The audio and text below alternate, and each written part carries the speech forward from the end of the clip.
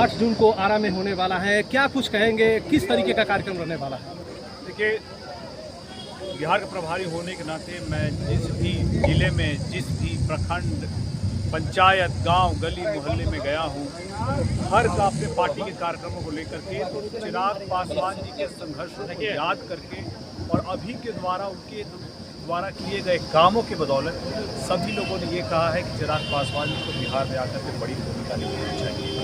ऐसे में इस बात के लिए हम लोगों ने प्रस्ताव भी भेजा है और साथ ही साथ हम लोग चाहते हैं कि वो अपनी बात आ करके शाहाबाद की इस संघर्ष की धरती से, परिवर्तन की धरती से आकर के बिहारी फर्स्ट विजन की बात रखें, जनता को अपनी बात बताएं और यह भी बताएं कि आने वाले भविष्य में कैसे भारत के साथ, भारत की जो विकास की गति है उसके साथ बिहार के विकास को कैसे जोड़ करके आगे ले चलेंगे और अपनी ही बातों को रखने के लिए 8 जून को रमना मैदान में अपने विचार को रखेंगे। आपने कहा कि चिराग पासवान जी एक मैसेज देना चाहते हैं उस महासभा के बदौलत। चिराग पासवान जी ने कहा है कि वो जनरल सीट से चुनाव लड़ेंगे। ये इसको आप कितना बड़ा एक परिवर्तन मान रहे हैं बिहार की राजनीति के संदर्भ में अगर देखा जाए? देखिए, ये बड़ा परिवर्तन इसलिए है क्योंकि आप याद कीजिए, वो किसी एक तबके के, एक वर्ग के, एक समाज के नेता नहीं है, वो पूरे बिहार के नेता है।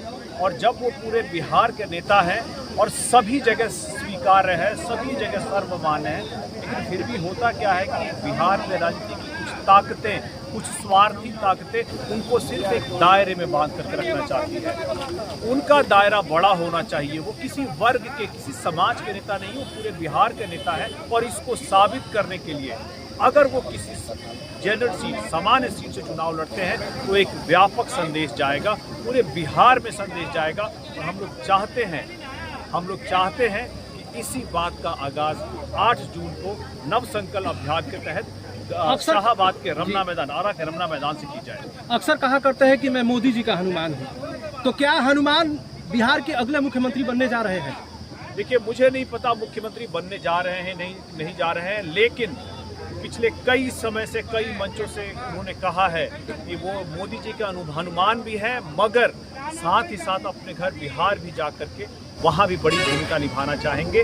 और इसी के तहत लगातार बिहार के लिए जिस तरह से काम करते रहे हैं, इसी बात का बिहारी फर्स्ट का जो उनका विजन है, अगर बिहार के सदन से ये बात उठे तो ये बात बहुत मजबूती से उठेगी और पूरे बिहार में व्यापक तौर पर। मेरा आपसे एक सवाल है कि चूंकि चुनावी वर्ष है, 2025 बिहार विधानसभा का चुनाव होने वाला है, क्या चिराग पासवान इस चीज को देखते हुए उन्होंने ये कहा कि मैं बिहार की राजनीति में भी अब सक्रिय होने वाला हूँ, क्योंकि वो दिल्ली में है, वो दिल्ली छोड़कर बिहार आ रहे हैं? आपको क्या लगता है कहीं ना कहीं ये चुनावी वर्ष है, इसको देखते हुए उन्होंने बयान दिया है? ये पहली बार नहीं है। आप याद कीजिए, जब वो जम्मू से सांसद हुआ करते थे 2014 से, हमेशा उन्होंने कहा है कि मेरी राजनीति का आधार, भले आज मैं सांसद हूँ लेकिन मेरी राजनीति का आधार हमेशा बिहार रहा है।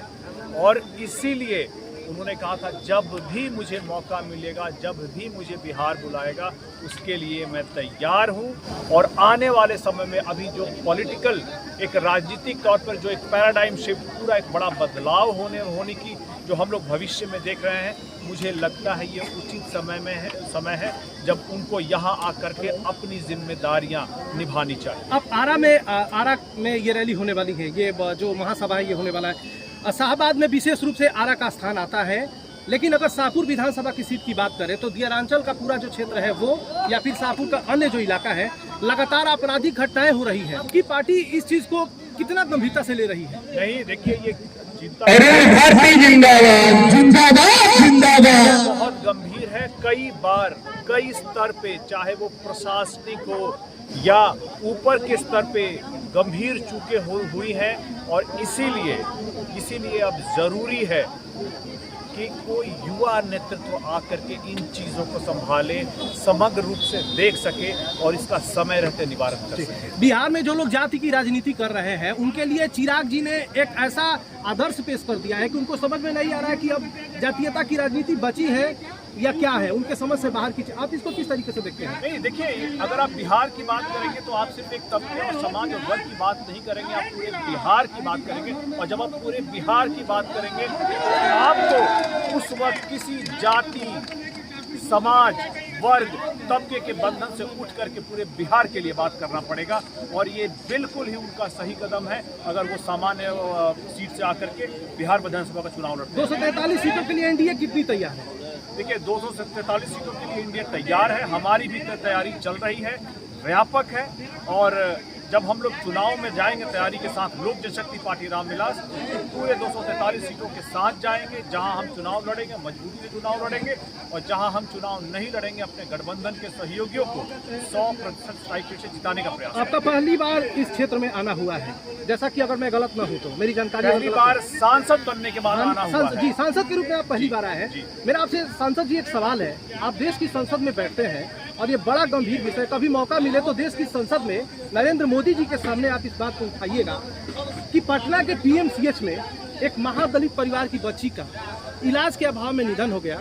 आज जो लोग दलित महादलित के खुद को रहनुमा समझते हैं, खुद को सोचते हैं कि सबसे बड़े हम उनके हमदर्द हैं, लेकिन एशिया में स्थान है पीएमसीएच का और आप लोगों की सरकार है, कहीं ना कहीं इलाज के अभाव में उस बच्ची का निधन हो गया। बेड के अभाव में आप इस चीज को कितनी गंभीरता से लेते हैं? क्या ये बिहार के लिए शर्मनाक नहीं है?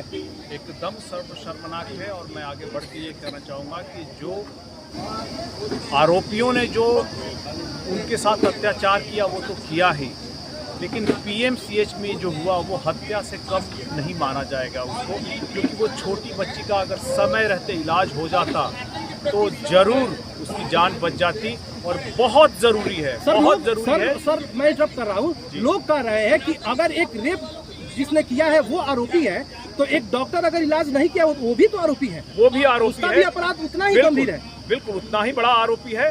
और इसी चीज को संज्ञान में लेकर के एक हमारे राष्ट्रीय अध्यक्ष चिराग पासवान जी एक पत्र आज से कल में मुख्यमंत्री जी को लिख रहे हैं कि इस पे तुरंत कार्रवाई होनी चाहिए। जो भी प्रशासनिक चूक हुई है, जो डॉक्टर या जो भी अधिकारी इसके लिए जिम्मेदार है, उन पे त्वरित कार्रवाई की जाए। और साथ ही साथ पार्टी एक डेलीगेशन मंडल मुख्यमंत्री जी या नहीं तो स्वास्थ्य मंत्री के पास भेज करके इन पे कहेगी कि आप त्वरित इस पे कार्रवाई करें और परिवार को भी कुछ न कुछ राहत जरूर मिलेगी। चलते चलते आखिरी सवाल की 9 संकल्प महासभा 8 जून को जो होने वाली है, चिराग पासवान जी आ रहे हैं उसमें, और इस क्षेत्र में आप आए हैं, क्या कहना चाहेंगे लोगों से, किस तरीके का आह्वान करना चाहेंगे आप? मैं सभी से हाथ जोड़ करके ये विनती करके उनको यहाँ पर न्योता देना चाहूँगा कि आने वाले बिहार के भविष्य के लिए आप जरूर आएँ। चिराग पासवान जी में पूरा बिहार अपनी संभावनाएं देखता है। आप आकर के उनकी बातों को सुने, उनके बिहार फर्स्ट, बिहारी फर्स्ट के विजन को सुने और कैसे विकसित बिहार बनाने का जो उनका लक्ष्य है, उसका क्या मार्ग है, क्या उसका रोड मैप है, इस बारे में भी आकर के उन्हें अवश्य सुने। और तब आप अपना आशीर्वाद दें कि चिराग पासवान जी को बिहार में आके बड़ी जिम्मेदारी निभानी चाहिए या नहीं निभानी चाहिए।